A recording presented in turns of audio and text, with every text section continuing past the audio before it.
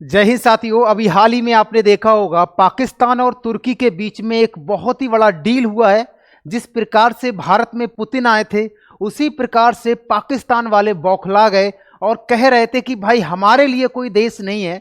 तो वहीं तुर्की के जो राजा है या तुर्की का ने अपने दामाद की जो कंपनी है वो पाकिस्तान में असेंबल करने के लिए जो लड़ाकू विमान बनाए जाएंगे वो यहीं पर बनाए जाएंगे।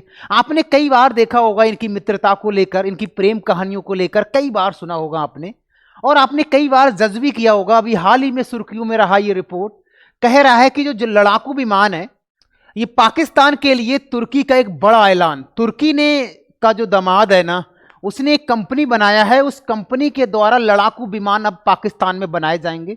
इससे होगा क्या, भारत पर इसका बहुत बुरा प्रभाव पड़ने वाला है। आप कहोगे क्यों? कारण यह है जब अब पाकिस्तान खुद असेंबल करेगा लड़ाकू विमान तो वो जब चाहे तो भारत पर आक्रमण कर सकता है, और इसका जाता स्वरूप हमको देखने को मिलता है। आपने कई बार देखा होगा जो सिंदूर अभी हुआ था, ऑपरेशन सिंदूर चलाया गया था, उसके अंतर्गत भी हमको कई सारे ऊर्जे पुर्जे मिले थे। जो लड़ाकू विमान था और उसकी मदद पाकिस्तान की किसने किया था? तुर्की ने किया था तब भी, और आज भी तुर्की वाला पाकिस्तान की मदद कर रहा है। और पाकिस्तान की इससे आर्थिक स्थिति तगड़ी होगी और भारत में नहीं पूरी दुनिया में डंका बजेगा पाकिस्तान का। क्यों? क्योंकि भाई वो बनाने रहा है लड़ाकू विमान, एक ऐसा लड़ाकू विमान बना रहा है उसमें पायलट का कोई जरूरत नहीं है।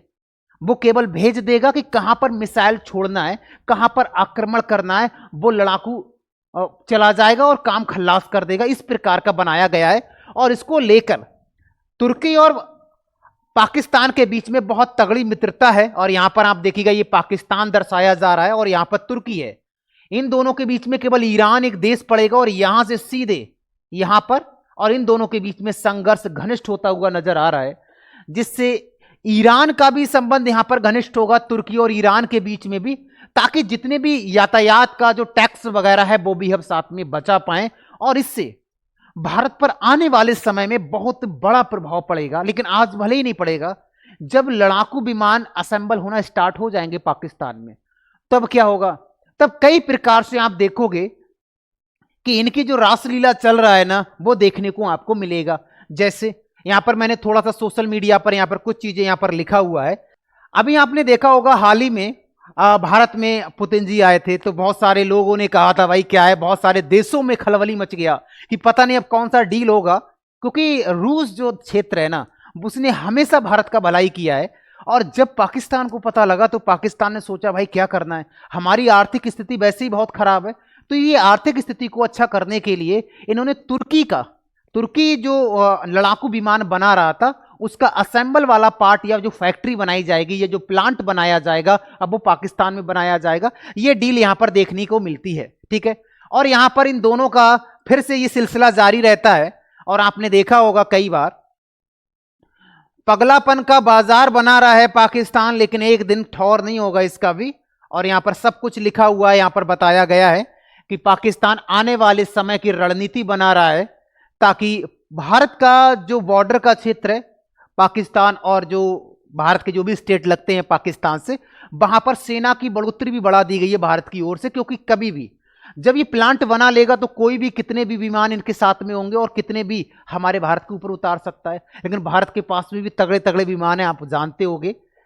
तो ये सारी यहां पर चल रहा है। और इसकी बात अगर मैं करूं आपसे, जिसका नाम है भाई टर्की का जो एयर बनाया गया है, असेंबल किया जाएगा, देखो ये असेंबल किया जा रहा है। और ये कंपनी किसका है भाई? इसका दामाद है, तुर्की के जो राष्ट्रपति है अर्दोयान, उसके दामाद का कंपनी है जिसका नाम है भैया बायका, याद रखेंगे बायकार, उसी के द्वारा बनाया जाएगा। ये कई बार ये पूछ रहा है कि लगभग 30 देशों के ऑर्डर मिल चुके हैं और ये पाकिस्तान की आर्थिक स्थिति को अच्छा करने के लिए बनाया गया है। और आने वाले समय में आप देखेंगे भाई इसका जलवा, ये अपना जलवा दिखाएगा, ठीक है। अब तुर्की भी बाजी मार रहा है और तुर्की ये सोच रहा है जो आसपास के हमारे क्षेत्र ईरान, इराक, सऊदी अरब और जो भी कैस्पियन सागर के जो आसपास टच वाले स्टेट हैं, यही है तुर्की जिसने यूक्रेन को भी लड़ाकू विमान दिए थे। यूक्रेन ने रसिया के खिलाफ उनका कमाल दिया था। अब जो रसिया के साथ होगा वो तुर्की के साथ नहीं होगा, इनका अलग सा पिछड़ापन हो चुका है भाई। जो तुर्की के साथ होगा वो भारत के साथ नहीं होगा, इन लोगों का अलग ही चल रहा है, ठीक है। तो ये सारी चीजें आज हाल ही में चर्चा में थी, तो मैंने सोचा एक वीडियो में इस पर बना दूं ताकि आप इन चीजों को देख पाओगे क्या ये मसला रहा है, क्या कैसा रहा है, ठीक है। यहां पर आप देखेंगे तुर्की अपना कान 5th जनरेशन का फाइटर 8 बना रहा है और उसी का प्लांट लगा रहा है पाकिस्तान में, ताकि तगड़े लेवल पर भाई युद्ध की तैयारी किया जाए आने वाले समय के लिए। ये सारी चीजें यहां पर चल रही हैं, ठीक है। और मोदी जी से बौखला गए कि भाई क्या किया जाए।